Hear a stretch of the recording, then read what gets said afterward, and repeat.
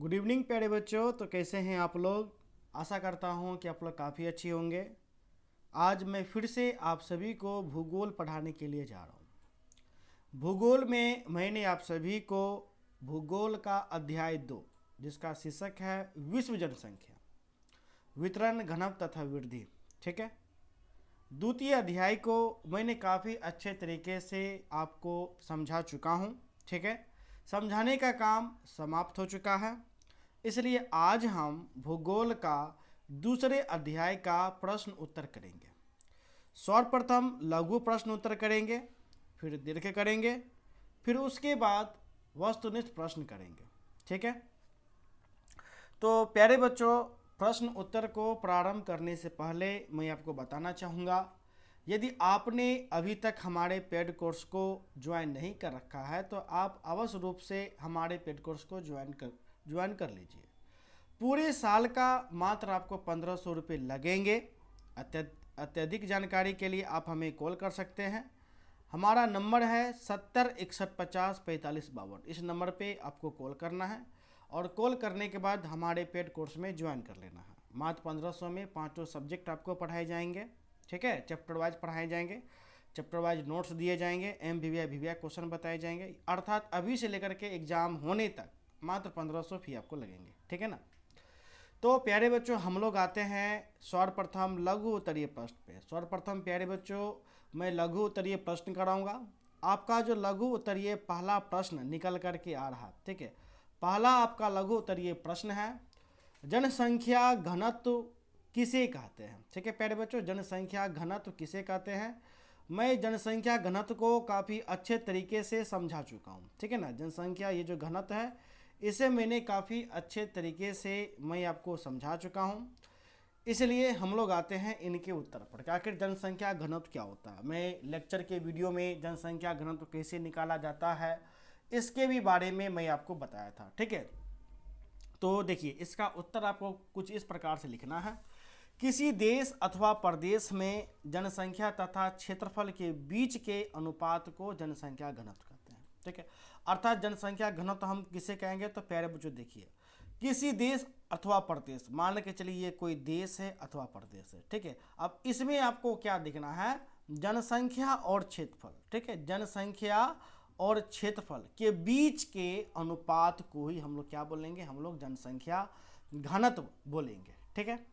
इसे कुल जनसंख्या, ये हो गया कुल जनसंख्या, इसे कुल जनसंख्या कि कुल क्षेत्रफल में विभाजित कर प्राप्त किया जाता है। अर्थात जितना जनसंख्या है भागा कर देंगे कुल क्षेत्रफल से, फिर हमें क्या प्राप्त हो जाएगा, फिर हमें घनत्व आपको प्राप्त हो जाएगा, ठीक है। इसे प्रति इकाई क्षेत्रफल में रहने वाले व्यक्तियों की औसत संख्या के आधार पर व्यक्त किया जाता है। जैसे प्रति वर्ग किलोमीटर क्षेत्र में रहने वाले व्यक्तियों की संख्या, ठीक है।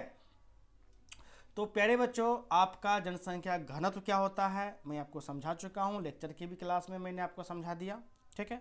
तो साधारण भाषा में कहें तो किसी देश अथवा प्रदेश में जनसंख्या तथा क्षेत्रफल के बीच की अनुपात को ही हम लोग जनसंख्या घनत्व कहते हैं। ये आपका हो गया जनसंख्या घनत्व निकालने का सूत्र। इसको आप इसी प्रकार से अपने कॉपी में काफ़ी अच्छे तरीके से लिख दीजिएगा। जनसंख्या घनत्व बराबर कुल जनसंख्या भागा कुल क्षेत्रफल, ठीक है। तो लघु प्रश्न उत्तर का हमारा पहला प्रश्न आपका समाप्त हो चुका है। इसलिए अब हम आते हैं दूसरे प्रश्न पे, ठीक है।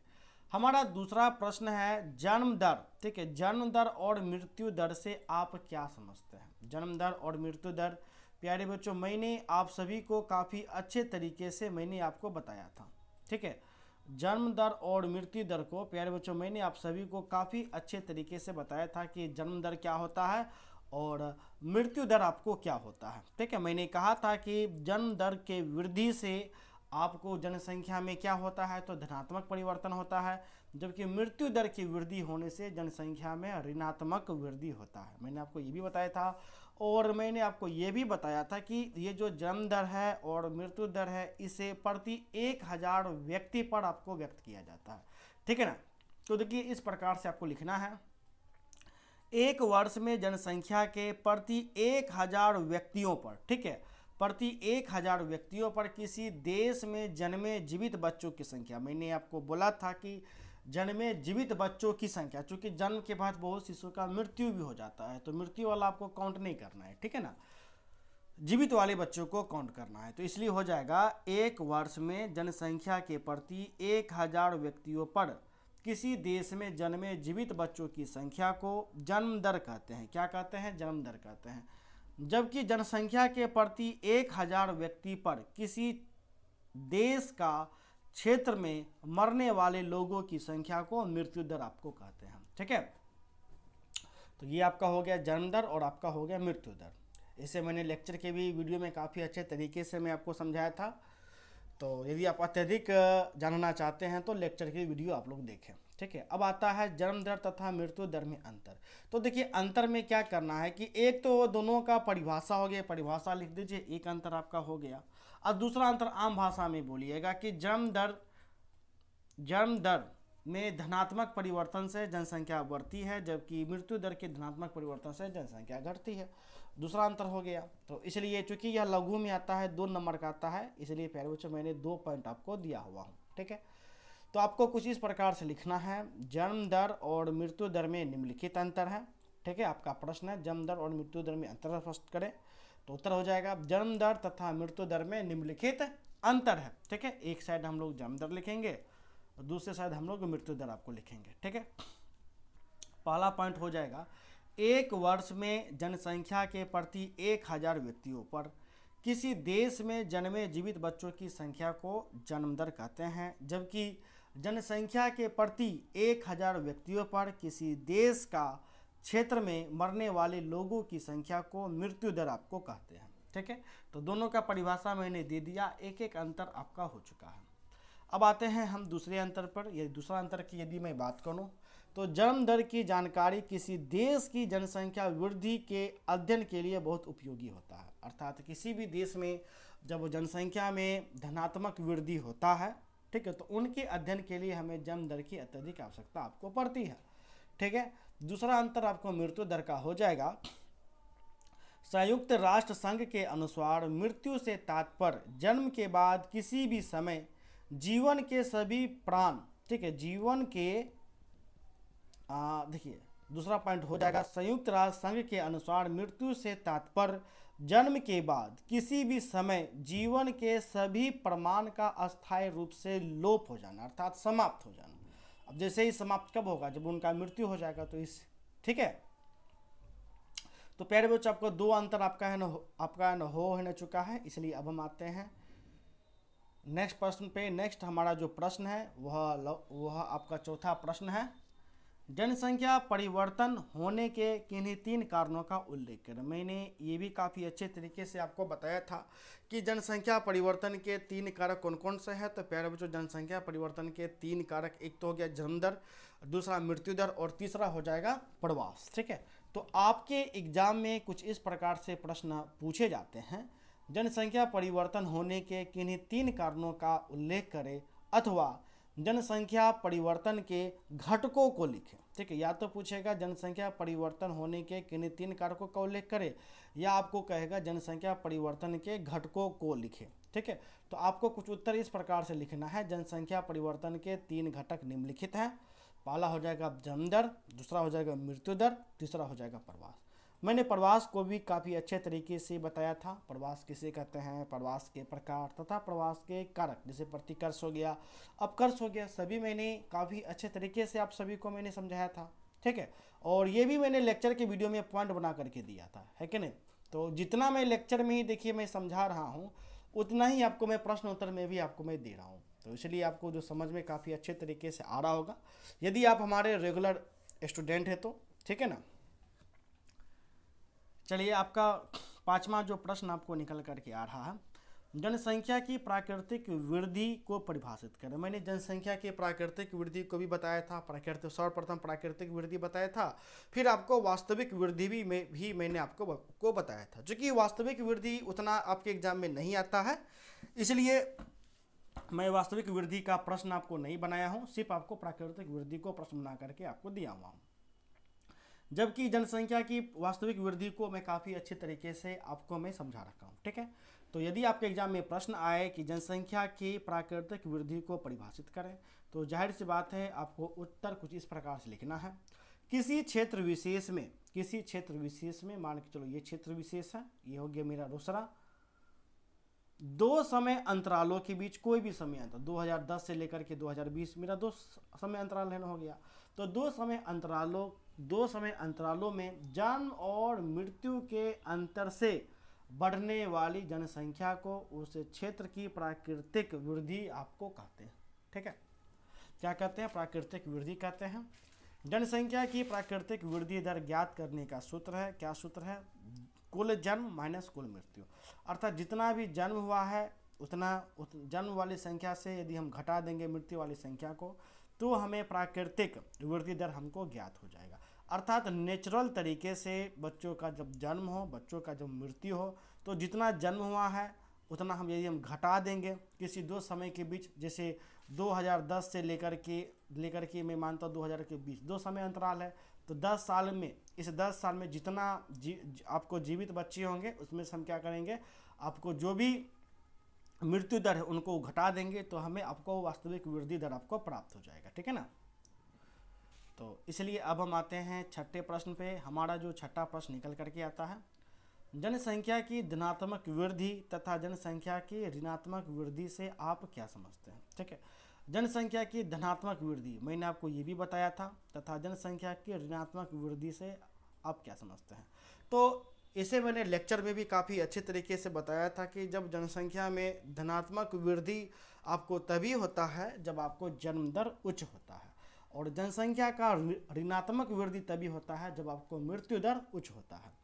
ठीक है, तो देखिए आपको इस प्रकार से कुछ उत्तर देना है।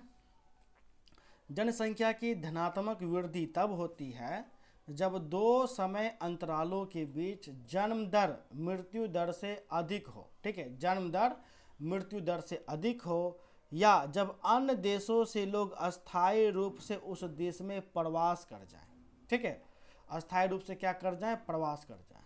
यदि दो समय अंतरालों के बीच जनसंख्या कम हो जाए तो उसे जनसंख्या का ऋणात्मक वृद्धि कहते हैं। क्या कहते हैं? तो प्यारे बच्चों, उसे ऋणात्मक वृद्धि कहते हैं। ठीक है, तो पहला देखिए धनात्मक कहाँ से कहाँ तक होगा? जनसंख्या की धनात्मक वृद्धि। तो देखिए जनसंख्या की धनात्मक वृद्धि यानी धनात्मक वृद्धि तब होगी जब दो समय अंतरालों के बीच जन्म दर मृत्यु दर से अधिक हो। ठीक है, जन्म दर मृत्यु दर से क्या हो? तो प्यारे बच्चों अधिक हो, यानी कि जो जन्म दर होना चाहिए वो क्या होना चाहिए? अधिक होना चाहिए। या जब अन्य देशों से लोग अस्थायी रूप से उस देश में प्रवास कर जाएं, और प्रवास करने से उस क्षेत्र का जनसंख्या बढ़ जाए, तो उसे हम जनसंख्या की धनात्मक वृद्धि कहेंगे। जबकि यदि दो समय अंतराल के बीच जनसंख्या कम हो जाए यानी घटती है, गिरती है, तो उसे जनसंख्या की ऋणात्मक वृद्धि हम कहेंगे। ठीक है, तो यदि आपको अलग अलग करके भी पूछा जाए तो इसका उत्तर अलग अलग करके प्यारे बच्चों आप लोग लिख दीजिएगा। ठीक है ना? तो लघु प्रश्न उत्तर में आपका जो छठा जो प्रश्न है प्यारे बच्चों, आपको छठा प्रश्न हो चुका है। इसलिए अब हम आते हैं सातवें प्रश्न पे। आपका जो सातवां प्रश्न निकल करके आता है, प्रवास किसे कहते हैं? ठीक है, प्रवास किसे कहते हैं? मैंने आप सभी को प्रवास भी काफ़ी अच्छे तरीके से समझाया था कि प्रवास किसे कहेंगे। ठीक है ना? मैंने आपको कहा था कि निवास स्थान में परिवर्तन को ही हम लोग क्या बोलते हैं? तो हम लोग निवास स्थान में परिवर्तन को ही प्रवास हम लोग बोलते हैं। ठीक है, तो इसका उत्तर कुछ इस प्रकार से हो जाएगा। तो देखिए, निवास स्थान में परिवर्तन को प्रवास कहते हैं। क्या कहते हैं? प्रवास कहते हैं। दूसरे शब्दों में जनसंख्या का किसी एक स्थान से दूसरे स्थान पर जाकर बसने को प्रवास कहते हैं। ठीक है, यानी कि जो जनसंख्या है वो एक स्थान से किसी दूसरे स्थान पर जाकर बसने को ही हम लोग क्या बोलेंगे? तो हम लोग आपको प्रवास बोलेंगे। ठीक है, जब लोग एक प्रदेश से दूसरे प्रदेश में जाकर बसते हैं तो उसे उत्प्रवास कहते हैं। क्या कहते हैं? तो उसे उत्प्रवास कहते हैं। परंतु जब लोग किसी नए स्थान पर जाते हैं तब उसे अप्रवास आपको कहते हैं। ठीक है, इसका कहने का मतलब यह हुआ कि देखिए, एक स्थान से, ये मेरा एक स्थान ए हो गया। ठीक है, एक मेरा एक स्थान बी हो गया। ठीक है, तो यदि हम यहाँ से उठ करके यहाँ से जाएंगे और यहाँ जाके बस जाएंगे तो ये प्रक्रम आपको कहलाएगा प्रवास। क्या कहलाएगा? प्रवास। लेकिन जैसे हम यहाँ से उठेंगे तो ए जगह को तो छोड़ देंगे, तो ए जगह को छोड़ करके जब हम जाएंगे तो तब आपको बोला जाएगा उत्प्रवास बोला जाएगा। क्या? तो उत्प्रवास। ठीक है। अब जब यहाँ आकर के बस गए, बी में बस गए, तो बी में बसे हुए पहले का लोग, ठीक है, जो पहले का लोग है, जो पुराना लोग है, बी वाला पुराना लोग, वे हमें कहेगा अप्रवास कहेगा, अर्थात अप्रवासी कहेगा। ठीक है ना। तो यहाँ पर प्यारे बच्चों हमारा 7वां प्रश्न आपका हो चुका है। 7 प्रश्नों तक मैंने आपको समझा दिया। अब हम आते हैं अगले प्रश्न पे। हमारा जो अगला प्रश्न निकल करके आता है, प्रवास के प्रतिकर्ष, ठीक है, प्रवास के प्रतिकर्ष कारक तथा अपकर्ष कारक में अंतर स्पष्ट करें। मैंने आप सभी को प्रवास के प्रतिकर्ष कारक और अपकर्ष कारक में काफ़ी अच्छे तरीके से समझा चुका हूँ। ठीक है ना। तो इसलिए ज़्यादा समझाने की आपको जरूरत नहीं है प्रश्न उत्तर में। तो उत्तर आपको कुछ इस प्रकार से लिखना है, प्रवास के प्रतिकर्ष कारक तथा अपकर्ष कारक में निम्नलिखित अंतर है। ठीक है, प्रवास के प्रतिकर्ष कारक तथा अपकर्ष कारक में निम्नलिखित अंतर है। तो पहला हो गया आपका प्रतिकर्ष कारक और दूसरा हो गया आपको अपकर्ष कारक। एक साइड हम प्रतिकर्ष लिखेंगे और प्यारे बच्चों दूसरे साइड हम लोग अपकर्ष लिखेंगे। यदि मैं प्रतिकर्ष की मैं बात करूं तो प्रतिकर्ष पहला पॉइंट आपका हो जाएगा। प्रतिकर्ष वह प्रवास है जो नौकरी या किसी कारणवश, ठीक है, जो नौकरी या किसी कारणवश एक स्थान से दूसरे स्थान पर क्या करते हैं? तो प्यारे बच्चों प्रवास करते हैं। ठीक है, अर्थात जब कोई व्यक्ति किसी कारणवश, ठीक है, एक स्थान से दूसरे स्थान निवास करेगा तो ही हम उसे प्रतिकर्ष कारक उसको हम बोलेंगे। ये मैंने लेक्चर की क्लास में काफ़ी अच्छे से आप सभी को मैंने समझाया था। ठीक है, इसी प्रकार हम अपकर्ष किसे बोलेंगे? तो अपकर्ष वह कारक है जो स्वेच्छा से, स्वेच्छा मतलब कि अपने मन से, ठीक है, जो स्वेच्छा से अर्थात अपने मन से एक स्थान से दूसरे स्थान प्रवास करते हैं। क्या करते हैं? तो प्यारे बच्चों प्रवास करते हैं। एक स्थान से दूसरे स्थान अपने मन से प्रवास करते हैं, तब उसे हम अपकर्ष कारक है ना बोलते हैं। ठीक है, तो अपकर्ष वह कारक है जो स्वेच्छा से एक स्थान से दूसरे स्थान प्रवास करते हैं। ठीक है ना। अब प्यारे बच्चों आपका दूसरा पॉइंट है, बेरोजगारी के कारण, आजीविका के साधनों की कमी के कारण, भूखमरी आदि प्रमुख प्रतिकर्ष के कारक है। क्या है? तो प्यारे बच्चों प्रमुख प्रतिकर्ष के कारक है। जब लोग बेरोजगार हो जाते हैं, कोई नौकरी नहीं मिलता है, तो मजबूरी में वे दिल्ली, पंजाब, पटना कहाँ जाते हैं? तो आपको रोजगार की तलाश में आपको जाते हैं, घर परिवार को छोड़ के जाते हैं। तो ये भी देखिएगा एक आपको प्रतिकर्ष के कारक हो सकते हैं कि नहीं हो सकते? बिल्कुल आपको है ना हो सकते हैं। भूखमरी भी प्रतिकर्ष के कारक है ना हो सकते हैं। ठीक है, अपकर्ष के कारक क्या क्या हो सकते हैं? तो देखिए, जब लोग नगरों की सुविधाओं, आजीविका के बेहतर साधनों से परिचित होकर प्रवास करते हैं, तब इसे हम अपकर्ष कारक कहते हैं। क्या कहते हैं? तो अपकर्ष, ये तो तभी अपकर्ष कारक के अंतर्गत आते हैं। अर्थात जब भी अपने स्वेच्छा से जाते हैं, स्वेच्छा से सुविधा को देख करके, ठीक है, सुविधा को देख करके बड़े बड़े लोग निवास करते हैं, जैसे स्कूल को देख के, हॉस्पिटल को देख करके। ठीक है, तो इनके कारण जब लोग निवास करेंगे अपकर्ष कारक आपको कहेंगे। तो ये सभी आपको अपकर्ष कारक के उदाहरण होंगे। ठीक है ना।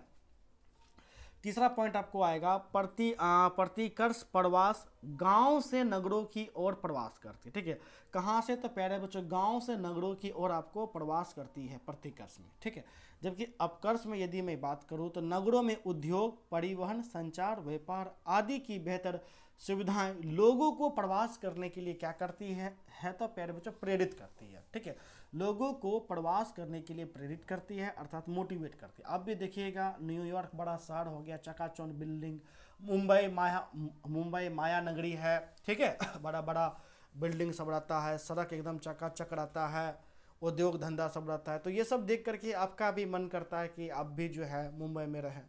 इनके अलावा भी और भी बहुत सारा एग्जाम्पल हो सकता है, जैसे प्रतिकर्ष में प्यारे बच्चों विवाह हो गया। मैंने विवाह को भी काफ़ी लेक्चर की क्लास में काफ़ी अच्छे तरीके से मैंने आपको समझाया था। ठीक है, तो 3 पॉइंट आपको काफ़ी है, लघु में है तो लघु में 2 ही नंबर के आपके पूछे न जाते हैं, हालांकि मैं आपको 3 एग्जाम्पल दे रखा हूँ। ठीक है, तो प्यारे बच्चों आपको 8वां प्रश्न, लघु प्रश्न में 8वां प्रश्न आपका हो चुका है। 9वां यदि मैं प्रश्न की बात करूँ तो 9वां प्रश्न आपका हो जाएगा, प्रवास से संबंधित किन्हीं 4 अपकर्ष कारकों का उल्लेख करें। ठीक है, प्रवास से संबंधित किन्हीं 4 अपकर्ष कारक। अर्थात प्रवास यानी एक स्थान से दूसरा स्थान प्रवास करेगा। किसमें? तो अपकर्ष कारक यानी चार संबंधी अपकर्ष कारक बताना, अर्थात अपने मन से। कैसे लोग प्रवास करेगा? अपने मन से। तो इसका उत्तर हो जाएगा प्रवास से संबंधित चार अपकर्ष कारक इस प्रकार से हैं। ठीक है, अब अपकर्ष कारक है तो लोग अपने मन से जाएगा। तो कौन सा अपने, कैसे अपने मन से जाएगा? तो पहला पॉइंट हो जाएगा काम के बेहतर अवसर। जब लोगों को काम को बेहतर अवसर मिलेगा तो लोग एक स्थान से दूसरे स्थान क्या कर जाएगा? तो आपको प्रवास कर जाएगा। तथा यह कौन सा कारक होगा? तो यह आपको अपकर्ष कारक होगा। जैसे कि आप अपने घर पे 5,000 का महीना कमाते हैं, ठीक है, और दिल्ली में आपको 15,000 का महीना दी, तो जाहिर सी बात है आप अपने मन से दिल्ली चले आप चाहिएगा। ठीक है, क्योंकि आपको प्रेरित करेगा। तो यह आपको अपकर्ष के अंतर्गत आपको आएगा। ठीक है, दूसरा पॉइंट आपका हो जाएगा रहन सहन की अच्छी दशाएं। जब आपको रहन सहन की अच्छी जगह दूसरी जगह आपको मिलेगा तो ये भी प्यारे बच्चे आपको अपकर्ष के ही कारक के अंतर्गत है ना आएगा। शांति, जब आप शांति के लिए गांव में चले जाएंगे, ठीक है, या फिर एक ऐसा जगह जहाँ जाकर के आपको शांति मिले, तो ये भी आपको अपकर्ष के ही अंतर्गत है ना आएंगे। उसके बाद चौथा पॉइंट आपका हो जाता है जीवन व संपत्ति की सुरक्षा। जहाँ लगेगा कि आपका जीवन सुरक्षित है, आपका संपत्ति सुरक्षित है, और इनके कारण आप एक स्थान से दूसरे स्थान जब जाइएगा तो ये भी आपको अपकर्ष के ही कारक आपको कहलाएंगे। ठीक है ना, क्योंकि इसमें भी आप अपने मन से एक स्थान से दूसरे स्थान आप न गए हैं। ठीक है, नेक्स्ट आपका पॉइंट हो जाएगा अनुकूल जलवायु, यानी कि आप जलवायु को देखते हुए एक स्थान से दूसरे स्थान जब आप जाइएगा तो ये भी आपको प्रवास के अपकर्ष के कारण आपको कहलाएंगे। ठीक है ना, जैसे किसी को ठंडा बहुत पसंद होता है तो वो मनाली चले जाता है, जम्मू कश्मीर चले जाता है, इस प्रकार से। ठीक है, अब आपका 10th आपका प्रश्न है, 10वां लघु प्रश्न उत्तर का 10वां प्रश्न है। ये आपका लास्ट प्रश्न है। ठीक है ना, ये आपका लघु प्रश्न उत्तर में ये आपका लास्ट प्रश्न है। तो आपका प्रश्न है प्रवास से संबंधित किन्हीं 3 प्रतिकर्ष कारकों का उल्लेख करें। यहाँ पर प्यारे बच्चों हम लोग अपकर्ष कारक देखे थे, यहाँ हम प्रतिकर्ष कारक देखेंगे। तो यहाँ व्यक्ति अपने मन से एक स्थान से दूसरे स्थान जाता था, तो यहाँ क्या हो जाएगा? यहाँ मजबूरी में एक स्थान से दूसरे स्थान आपको जाएगा। ठीक है, तो आपका उत्तर कुछ इस प्रकार से हो जाएगा प्रवास से संबंधित किन्हीं 3 प्रतिकर्ष कारक इस प्रकार है। इस प्रकार से आपको उत्तर लिखना है। प्रवास से संबंधित किन्हीं 3 प्रतिकर्ष इस प्रकार है। पहला हो जाएगा अच्छे आर्थिक अवसरों की खोज, नौकरी तथा रहने की बेहतर सुविधाएं। इनको देख करके लोग एक स्थान से दूसरे स्थान आपको जाएंगे। विवाह, जब लोगों का जब शादी है ना हो जाता है तो लड़की को देखिएगा, खास करके लड़की का, आपको जहां उसका पति रहता है तो लड़की को मजबूरन वहां आपको जाना पड़ेगा। ये भी आपको प्रतिकर्ष के उदाहरण है। सामाजिक असुरक्षा, जब आपको लगेगा कि यहाँ सामाजिक असुरक्षा, आपको कोई मार रहा है, काट रहा है, पैसा वैसा छीन रहा है, तो आप मजबूरी में एक स्थान से दूसरे स्थान आप चले जाइएगा, तो ये भी आपको प्रतिकर्ष के उदाहरण है। राजनीतिक गड़बड़ी में भी आपको यही देखने को मिलता है कि राजनीतिक गड़बड़ी के कारण आप खुद को सुरक्षित नहीं पाते हैं, आपको संपत्ति का डर रहता है, तो एक स्थान से दूसरे स्थान चले जाएगा, तो ये भी आपको राजनीतिक गड़बड़ी के ही जो कारण है, ये भी प्रतिकर्ष के कारक है। अंतरजातीय विवाह, अर्थात जब कोई लड़का लड़की लव मैरिज आपको शादी करता है, क्या करता है तो प्यारे बच्चों, लव मैरिज आपको शादी करता है, तो देखिएगा कि जब लड़का अपने घर जाता है तो गांव वाला उसको क्या करता है, तो उसको गांव से निकाल देता है। गांव वाला उसको गांव से निकाल देता है, कि कहता है कि नहीं, तुम इंटर का तुम शादी किया है, इसलिए लड़का लड़की को मजबूरन अपने गांव को छोड़ करके ऐसे जगह पे मजबूरन चले जाते हैं जहां उन्हें लोग कोई नहीं जानता है। ठीक है, या फिर उनको वहां के लोगों को उनसे कोई मतलब आपको नहीं रह जाता है। ठीक है ना, तो इस कारण लड़का लड़की क्या करता है, मजबूरी में एक स्थान से दूसरा स्थान छोड़ करके आपको चले जाते हैं। तो प्यारे बच्चों, भूगोल में दूसरा जो अध्याय है, दूसरा अध्याय में लघु उत्तरीय प्रश्न आपको समाप्त हो चुका है। दीर्घ में ज़्यादा प्रश्न नहीं है। एक तो आपका दीर्घ में पहला प्रश्न हो गया, जनांक के संक्रमण की 3 अवस्थाएं। ये भी मैं काफ़ी आपको अच्छे से समझाया था, प्रथम द्वितीय तृतीय अवस्था। ठीक है, विश्व जनसंख्या के वितरण, ये भी मैंने आपको समझाया था। ठीक है, फिर उसके बाद एक और लघु है, भारत में जनसंख्या वृद्धि के प्रभावित। ठीक है, फिर उसके बाद है आपका वस्तुनिष्ठ प्रश्न है। ठीक है, तो प्यारे बच्चों, आज के लिए हम आपको इतना ही रहने आपको देते हैं, लघु उत्तरीय प्रश्न तक आपको रहने देते हैं। कल की क्लास में मैं आपको दीर्घ प्रश्न उत्तर में आपको करा दूंगा। ठीक है, तो प्यारे बच्चों, यदि आपने अभी तक हमारे पेड कोर्स को ज्वाइन नहीं कर रखा है तो आप हमारे पेड कोर्स को अवश्य रूप से ज्वाइन कर ही लीजिए, ठीक है। पूरे साल भर का प्यारे बच्चों मात्र आपको 1500 रुपये लगेंगे। कितने लगेंगे? 1500 रुपये, जिसमें आपको पाँचों सब्जेक्ट चैप्टर वाइज आपको पढ़ाए जाएंगे। तो यदि आप जुड़ना चाहते हैं तो आप इस नंबर पे कॉल करें। हमारा नंबर है 70 150 45 52। धन्यवाद।